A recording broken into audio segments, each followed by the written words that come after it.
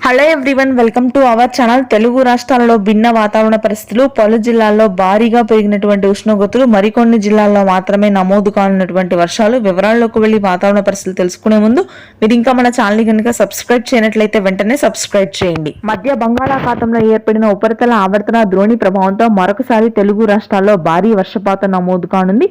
ముఖ్యంగా మంచిర్యాల, పెద్దపల్లి, భద్రాద్రి, కొత్తగూడెం, జయశంకర్ భూపాల్పల్లి, ములుగు, ఆసిఫాబాద్, నిర్మల్, నిజామాబాద్, ఆదిలాబాద్ ప్రాంతాల్లో మోస్తరు నుంచి భారీ వర్షపాతం ఈ రోజు రాత్రి వరకు నమోదు కానుంది.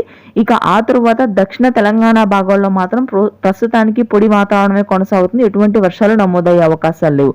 హైదరాబాద్ నగర ప్రాంతంలో మాత్రం అక్కడక్కడ తేలికపాటి నుంచి మోస్తరు వర్షాలు రాత్రి సమయంలో నమోదవుతాయి.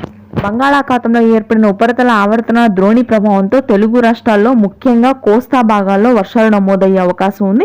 శ్రీకాకుళం, విజయనగరం, విశాఖపట్నం ప్రాంతాల్లో తేలికపాటి నుంచి మోస్తరు వర్షాలు మరొక 4 రోజుల పాటు నమోదు కానున్నాయి. ఇక ఆ తర్వాత రాయలసీమ వ్యాప్తంగా ఉష్ణోగ్రతలు పెరుగుతాయి. మధ్యాంధ్ర జిల్లాలు గుంటూరు, కృష్ణా, కోనసీమ, ప్రకాశం, నెల్లూరు జిల్లాల్లో కూడా పూర్తి స్థాయిలో పొడి వాతావరణం ఉంటుంది. ఎటువంటి వర్షాలు నమోదయ్యే అవకాశాలు. ఇది ప్రస్తుతానికి ఉన్న వెదర్ అప్డేట్. Thank you.